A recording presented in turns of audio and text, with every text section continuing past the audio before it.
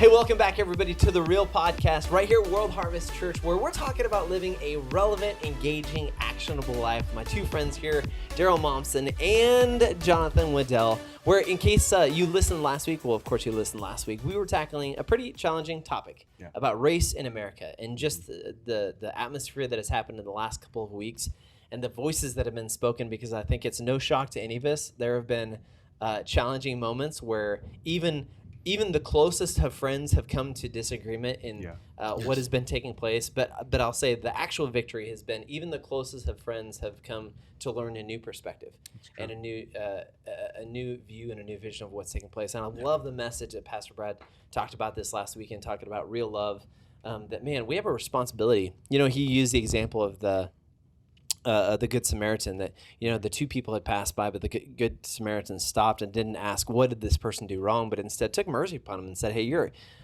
how can I help you? Yeah. And then the portion, and I'd encourage you to go back and actually listen to the message if you didn't have a chance to listen to it. But the most important piece, the piece that really stuck with me, is that there was another person in the story, which was the innkeeper, and how our responsibility as the church is not only to be, to be able to help and reach out to those who are in need, but most importantly, like, nurse people back to health. Yeah. And when you think about it, a lot of people have tried to make this issue just about race, about ethnicity, about where people are at. But when it really comes down to it, it's a heart condition. And I don't say that in a trite way. I mean it in the sense of it's a heart condition of how we view and how we care for and how we show that love of Jesus to every personnel. But today, I have two experts with me. One, Jonathan Waddell, who sits on the city council in Enid, Oklahoma. And then also Daryl Momsen, who's a deputy right now in Garfield County, but also running for sheriff here soon. And we're going to tackle into really the challenging issue of, as we as Christians live life, we don't live it with blinders on, right? We have jobs. We go to work. We have experiences in the city and in the town. So there's kind of two sides that you've seen people come at this whole issue with race in regards to the side of the civic side of how people view interactions with law enforcement, how law enforcement is dealing with those challenging situations that, sometimes their life is at risk. Oftentimes they don't know what situation they're getting into. And we want to dive into it with a biblical perspective of keeping Jesus as the center, because we take a real Jesus to a real world.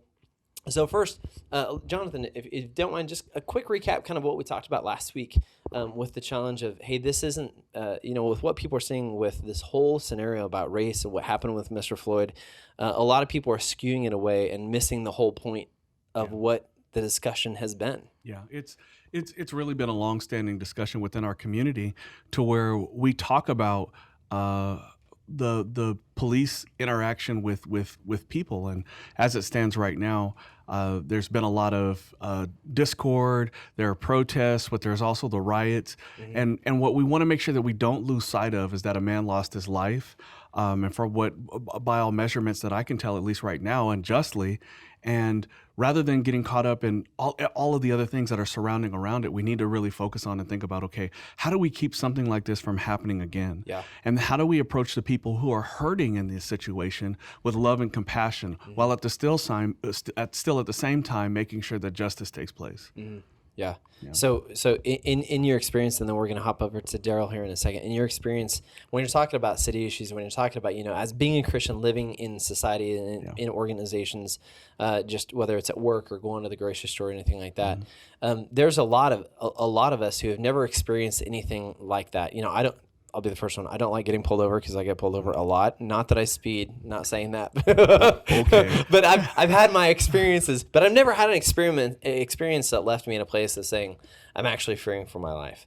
So when you approach a situation looking at what's happened with the death of Mr. Floyd from a Christian perspective of saying, we're not going to get bogged down in the weeds of a political discussion or opinion discussion, but really keeping the facts about it.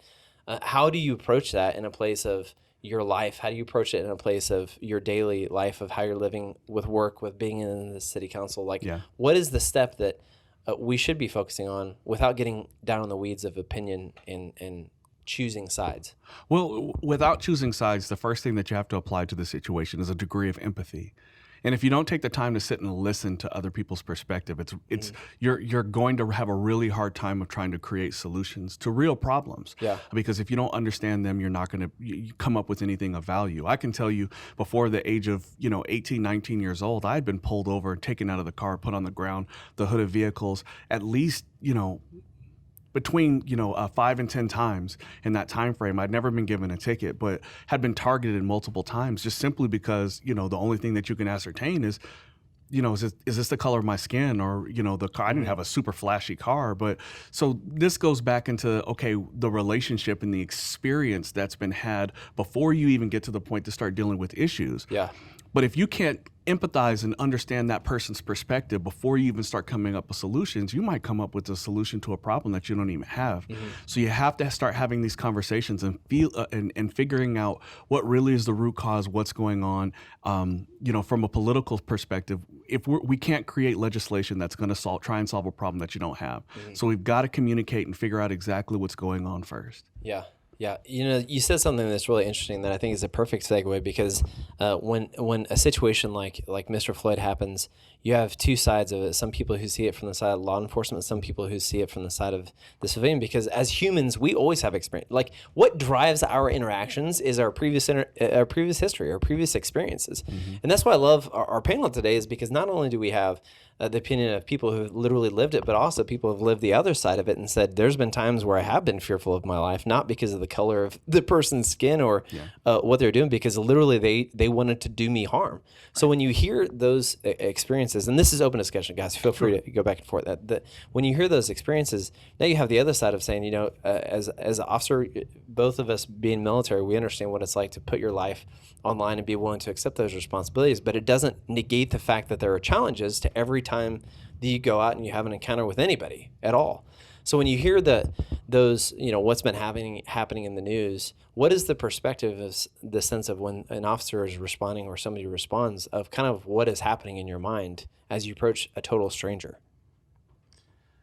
One, you just have to take the situation for what it is. Yeah. You can't go into a situation with any feelings or any thoughts of what the past is. You have to treat every situation as the details that you get right at the moment. You have to leave everything from the past or anything that you were dealt with before previously. You have to leave that there, and you have to deal with what's at stake. Yeah. And then treat everyone with dignity and respect, and do exactly what you're trained to do and do what your duties are, and then just go on.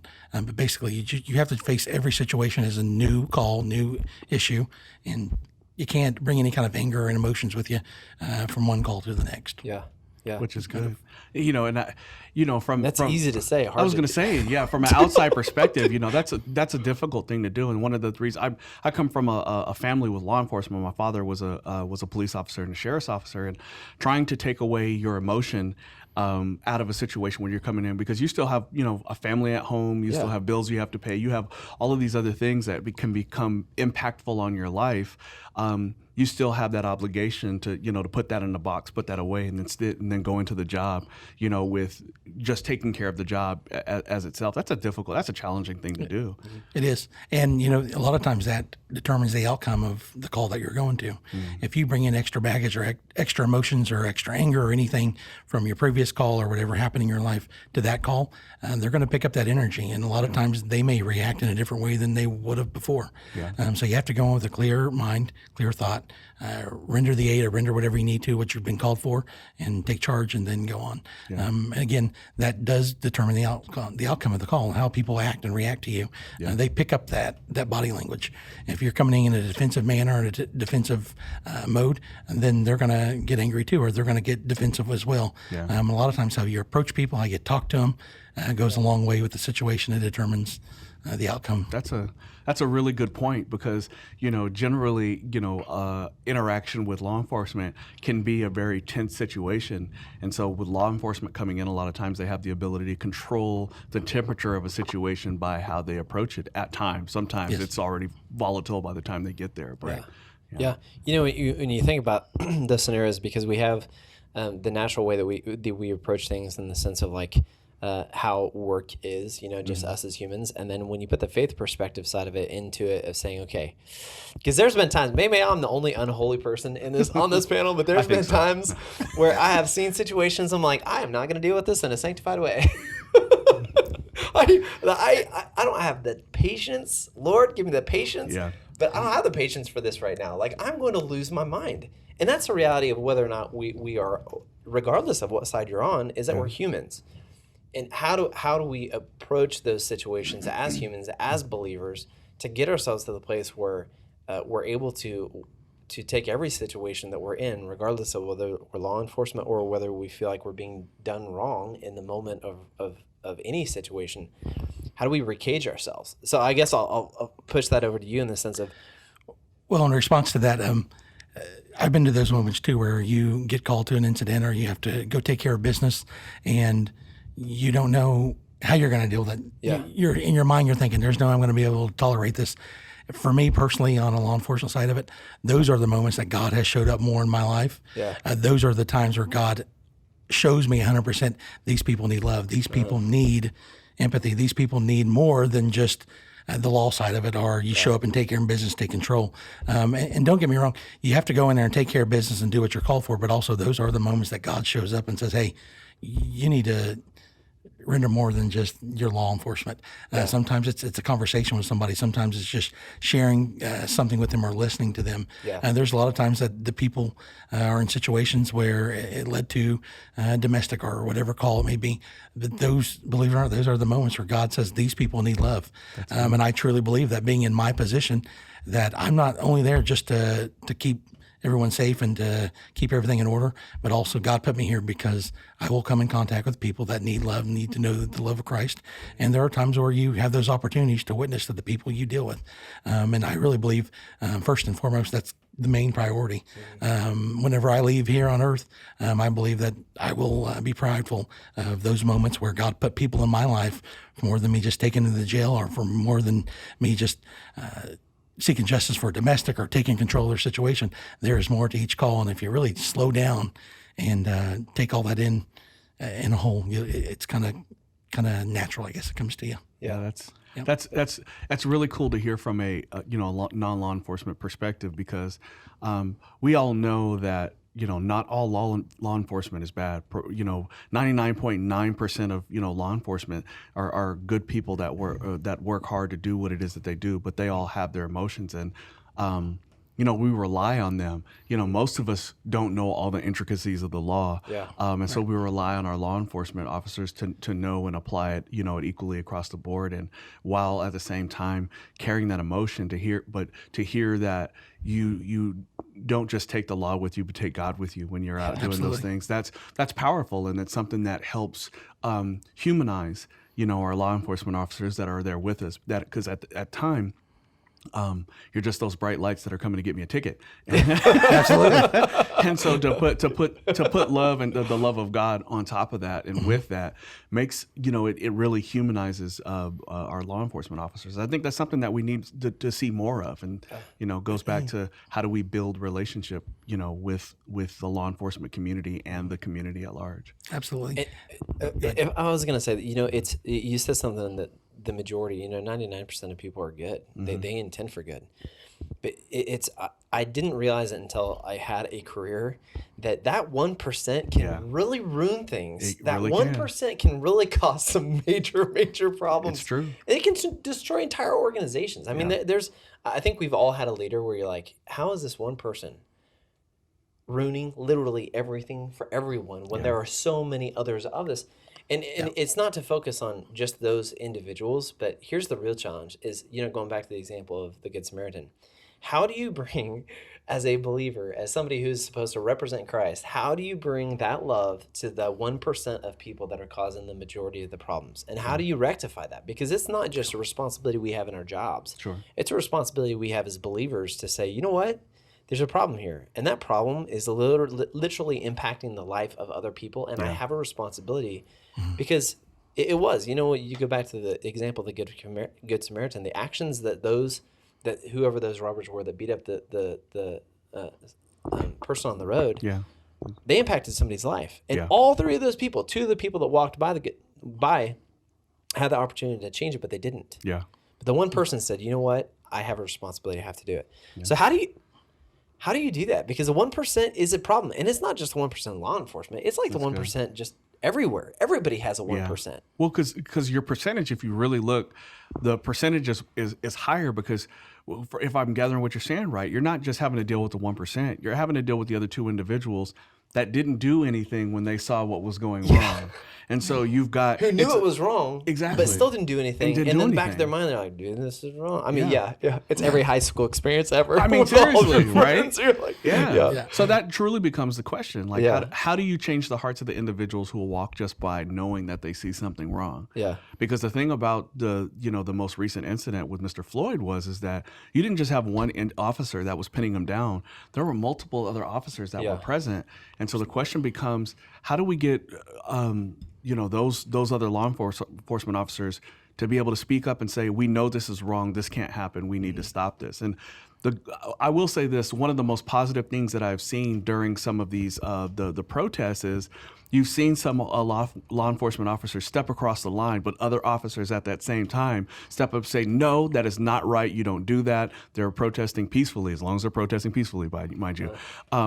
But they're holding each other accountable, and I mean that's encouraging in the light of what's going on. So, I as a civilian, non-law enforcement, I love to see more of that in terms of situations like this. And just curious as to what we could do in order to be able to see more of that from law enforcement. Really, in law enforcement, I mean, we had this talk this morning at work. It's just that hold us accountable. My exact words were, if I were to make a mistake and I was doing something that was not right, and I looked at the men in the room with me, I would hope that all of you would stand up and hold me accountable and say, this is not right, and take charge. For that incident for Mr. Floyd was the guy kneeled on his neck for 9 minutes. One of those guys should have had the courage and the faith to go over there and grab that officer off of him and said, this is not right. And that's exactly the people I want to serve with for this community, for our community, is those people that are willing to do the right thing, to stand up and stop it, to prevent it.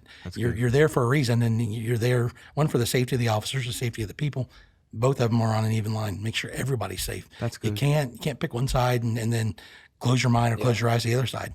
Grab a hold and jump in there and do the right thing and what you took an oath to do. That's good. How easy is that? Sitting here on a podcast is easy to say. Do you have an experience for both of you real quick? And we're going to hit this when we come back from break. But I want to come back into this experience of a time where all of us have, no kidding, had to be the unpopular person and go against the grain and say, nope, we're not doing this. When we come back right here, it's the Real Podcast, relevant, engaging, actionable life. I told you we were going to talk about hard things. We got it right here. Stay tuned. We'll be right back with you in just a second.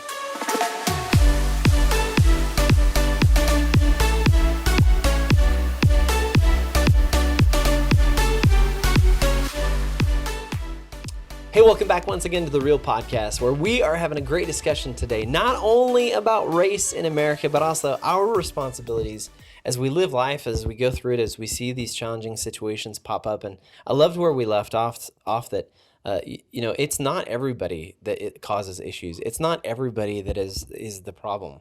It's a very small percentage. But we as believers, not only in Christ, where we place our faith, not only believers in the Word, but we have a responsibility to not walk past the problem. Going back to the example of the Good Samaritan, there's two people who walked by him and said, "Not my problem. I wonder what he," as Pastor said, "wonder what he did to deserve that."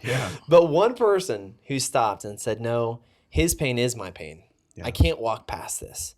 And man, what a powerful statement to be able to look at people and see the humanity and who we are as individuals and say, no, I do have a responsibility. I am going to stop. I am going to care.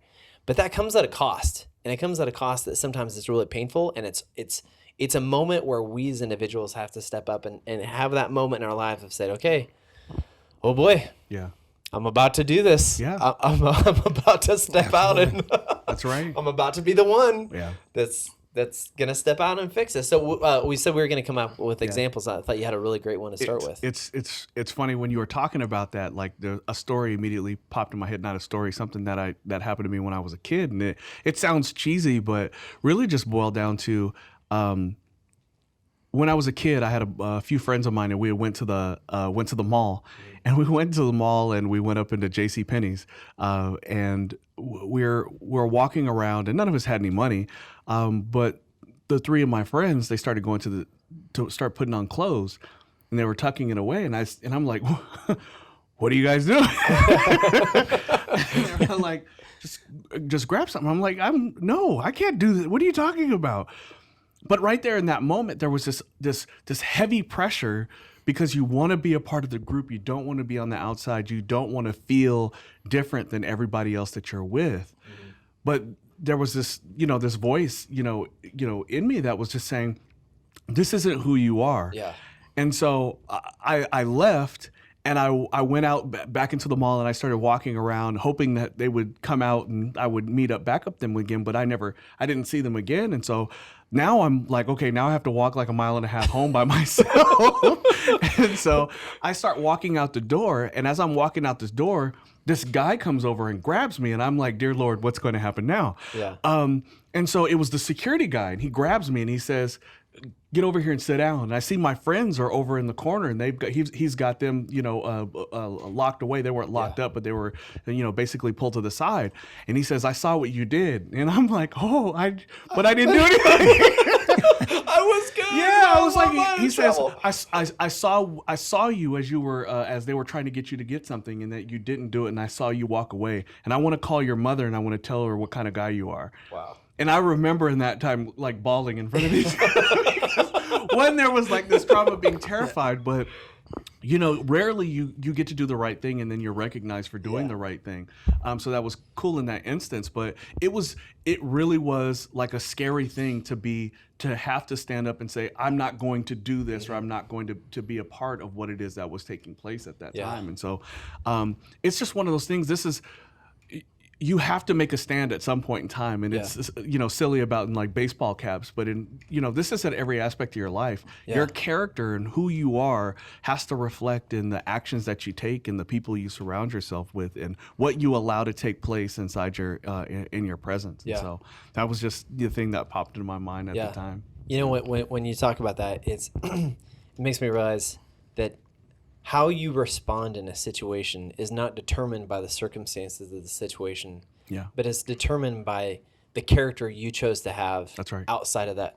Absolutely. That it's what we are founded in when nobody else is looking. It's what is founded in us when we have those choices to make, when nobody cares at the moment, nobody's paying attention, and we decide, no, this is the choice I'm going to make, because it's in those moments when everyone is looking that we are actually training ourselves. And when you take that back to faith, it's, there are so many times in our lives, those incremental moments, those snapshots where we have the ability to make choices that only God and us know about. Exactly. The only we know. That's right. And you look at those, and a lot of people have said, man, it's not that big a deal, regardless of what it is, regardless of what the struggle is in your life. Mm-hmm. But the reality is, you don't realize you're training yourself for when the real challenge is going to come. Exactly. Those everyday moments that we live, those everyday choices that we make when nobody else is looking. And I know it sounds like a simple children's biblical principle, but how many of us know that it sounds simple as a child, but when you get to be an adult and you have, no kidding, like real life choices to make, like that gets real It really quick. does. That's true. Absolutely. Real quick. Yeah. I we'll go over to you real quick for an example, because I know we all have stories of times where it's like, we've said, what, this is not going to be comfortable, but I've got to make a choice. Yeah. At my place of employment, I'm kind of the guy that people come to whenever they have issues or something's going on. They come to me for guidance or leadership. I'm being a senior deputy. A lot of people come to me with those issues.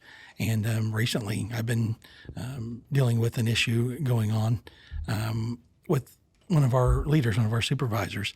And it got to that point where things were not going the way that they should be. Many people were reaching out to me for guidance, telling me different things of what's going on, just coming to me with their issues. I mean, I also had my own that I was dealing with for the same thing. And it's one of those deals where it boils down to your character. What are you willing to do? Yeah. Are you willing to just suffer with them and hopefully it gets better, or just maybe somebody else will take care of it? Yeah. Are you willing to stand up and do the right thing for the right reasons, regardless of what the outcome is? Exactly. And oftentimes it's you don't end up being the most popular person. Yeah. You could lose friends, or you could lose coworkers that once wanted to go and get coffee with you or have breakfast with you. But at the end of the day, we are made different. We're made to be the leader or the person and that does the right thing. And again, it comes down to the character deal. And there's no better feeling. I don't care how alone you feel at points in time. There's been some lonely days, but when you do that right thing and you know that that's what you're called to do, there's no better feeling than that. So I'll be alone anytime I need to. But it comes down to that point of just do the right thing and do what's right. That's good. That's good. Because you're never really alone. I mean, ultimately, you always have a Savior that never leaves you, and He's always there. So, I mean, just stand up and do what's right. And you're right. You hit it too on those when you become an adult. If you can't be honest with yourself and admit to problems and things that you challenge within your own life, then you're not going to be honest with anybody else. That's true. So really, just a kind of a character check, a self check. That's good. You know, there's been a consistent theme I've seen through not just this podcast, but so many different areas of my life. And as we talked about different topics, as it really comes down to, I'm really excited about coming up this Sunday, we'll be talking about foundations, is that it really comes down to, like, what are you actually founded on? Yeah. And if you're going to be honest with yourself, and we're going to be actually honest with ourselves, there are times where we aren't actually founded on what we thought we were founded on. Yeah. Our compass isn't actually aligned to what we think it's aligned to. Mm-hmm. And we don't know that until we start having an honest discussion with ourselves. Yeah. Mm-hmm. I don't know if you've had this experience. Being inside of Kinsley's mind by myself is a very scary place. I wouldn't want to be there. I wouldn't want to be there at all. You got your own. Yeah. But being honest with yourself is a scary place because that's the one place you can't run away from. That's right. Mm-hmm. That you know the truth of who you are and what you're willing to stand for and what you're not willing to stand for. And you know the truth of where you honestly sit and where you stand on issues and where you stand on opinions and where you stand on the word. And I've heard it so many times before that we don't ever want to be left at the end of our life having the Lord look at us and finding out that we are left wanting. Yep. And it is more important to have that humbling moment in your own life of that intrinsic evaluation of saying, you know what, I'm not who I thought I was, or I'm not standing where I thought I need to. I need to fix it. Yeah. I need to be honest with myself. And for me, I guess my example is it's been something in the last several years where there's been a lot of changes that have needed to happen. And it's not necessarily something was going wrong. It's just like as an organization, there were some things happening that's like, man, like if we don't fix this now, there's going to be some major issues down the road. Yeah. And being the person to go against the system that has been so ingrained for so many years, I can tell you how fun that is. It's not. Like, if somebody tries to sell you that ticket, don't buy it because it's not it's not enjoyable. But we have a responsibility to be able to step up and stand out. And I remember specifically, there was about a 4-month period where nobody specifically told me, but I'm pretty sure I was pretty much hated. And you can tell when you walk into a room and you walk into a place and suddenly you're the only one standing there and there was just 10 people standing there, Yeah. But that's what the responsibility we have as believers, because we know we have the benefit of knowing what the Word says. That's right. We have the benefit of knowing who Christ is. Yeah. We have the benefit of knowing what truth is, and we have that responsibility. Yeah. And it's not fun. Christ said, "Hey, take up your cross." That's right. He said, and follow me. It's a challenge. Remember, you were never promised parades or cake parties for speaking the truth. Yeah. As a matter of fact, Scripture told you that you would be persecuted and you would be treated unjustly for your stance. But our rewards come for when we meet the King in heaven. So So real quick before we wrap up, there's one more thing I want to be able to cover when we're talking about, because again, we've been talking about race in America and the challenges that exist out there and just having honest discussions about what do we do?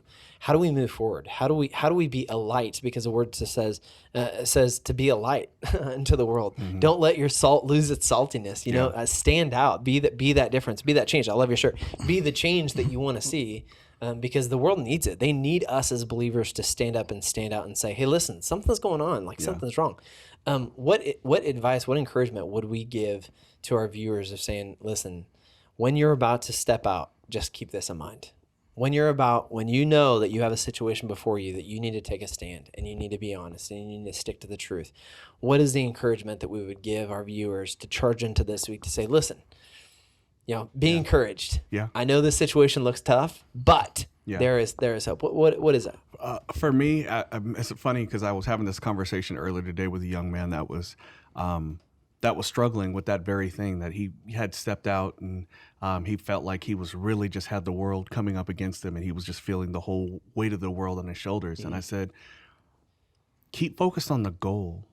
Yeah. Like when the wind is beating you and the storm is raging around you, the ground is shaking, everything is taking place. It's like Peter on the water. You keep your eye on Jesus, and if you keep focused on Jesus the way that you're supposed to, you're not going to sink into that water. You're not going to fall victim to the waves and sinking. The storm's not going to go away. The storm is still there. But you're going to be where it is that you need to be because you keep your eye focused on Jesus. And that's the second part of that is connected to the first one, because make sure before you step out that you're stepping out not of your own volition, but because that's what God is leading you to do. Mm-hmm. And so when you're stepping out and you're on the path that God has laid out for you, He's already prepared the way for you. Mm-hmm. And so there may be storms, there may be trials, there may be tribulations, but God has prepared the way for you, and He's going to be there when you arrive. Mm-hmm. Yeah. Absolutely. And I'll kind of echo what Jonathan said about knowing that it's God's plan or what He wants for you, because you're right. That could be some trying times. It could be some lonely times. But really, what you have to do, and what the challenge for me in my life right now, is just to always dig deep into your faith, dig deep into what the Word says, what God's telling you, because there's an answer there. Yeah. And when you think that you're alone, it's really obvious to you that you're not alone. Yeah. So that's the biggest encouragement I can give anybody, is that when you have to step out, just dig in deep to your faith, dig into what the Bible says, what the Word's telling you, tune into those messages that you hear at church, but also know and trust that God's there and that there is a plan. That's good. And never to give up. Yeah. And I can't tell you how many times where I go places for whatever event it may be, and in my short prayer, my chant or the Daryl prayer is, Lord, just give me those words I need. Let me be the light to this world. Let me be your light. I love it. Because ultimately, that's whatever I do, whatever I say, whoever I talk to, I want to make sure that it's what God wants and where God led me to be. Yeah. So that's just my deal, is just let me be the light. Let me give me the words that you want to hear. So that's how it is. I love it. That's my encouragement. The Word says that in this world you will have trouble. Yep. There will be trials. Yep. There will be true. It's not, hey, you might. It could possibly have. Literally, it says you will have troubles and trouble. But take heart. Yeah. For I have overcome the world. Overcome the world. Guys, I know it is so easy to sit here on a podcast and to be able to say, hey, guys, there's going to be trouble. It's going to be fine. But sometimes it really stinks to be in the midst of it. It is incredibly hard to sit there in the middle. And I mean, you two gentlemen, in one capacity or another, how fun has it been to run for office? How fun was it to run for office? Oh, man. How fun has it been there's times I ask myself, where are we going with this? But really, it's helped me grow in many areas. It's helped me look at things in a different perspective. But mostly, and this week, after the sermon that Pastor Brad brought, I just want to make sure that even if people's opinions don't align with mine, even if people don't accept and approve of what I'm pushing out to the people, you still got to love those people. And this week I've been reminding myself, regardless of how somebody feels or what they say to anything I'm doing in my life, love them. Find something in those people to love, because there's a need there. And maybe in return, someone will see me the same way, and maybe that'll change their perspective. That's good. I apply the same thought process and perspective. I can't tell you how many calls and emails I get from people yelling about, this, that, or the other side. And, God reminds me that's a person that's hurting. Mm-hmm. That's a person that's, you can hear their frustration. You can hear their anger. It sounds like, rage, but really it's coming from a place of pain. Yeah. So that's where empathy really comes in, and God, helps me connect it with a time in my life where I was frustrated, or there was something that I needed to see happen that I just couldn't figure out what to take place. And when you can empathize and you can say, man, I've been there, everything changes. When you can connect with that emotion that they're feeling and say, I understand where you're coming from. And then you partner and do, not like the first two that passed by, but the third guy who came and pulled them up out of the ditch. When you get down there in the ditch with them and say, what can we do in order to be able to help solve this problem? Mm-hmm. It changes the whole situation. Mm-hmm. And so I love that perspective. And I love the fact that you brought up the message, because it was really, really good. Again, if you haven't seen it, go back and watch that message, because it was very, very very heartfelt. Yeah, and challenging, because I think it was the first time for a lot of people that realized, we've heard the story of the Good Samaritan and the third people, hey, stop, care for. But then as Pastor wrapped it up, and as we conclude here with the fourth person, the innkeeper, when the Good Samaritan stopped to be able to help the individual, to pull them out, to see where they were, to identify with them and say, listen, your struggle is my struggle. I'm going to help you. Yeah. But then our responsibility as the church, and that actually the fifth person that was in it was the innkeeper, who literally nursed them back to health. Yeah. He left them the two coins of silver for justice and mercy. Yeah. To make sure that they are not only being taken care of, but being brought back to health. Yeah.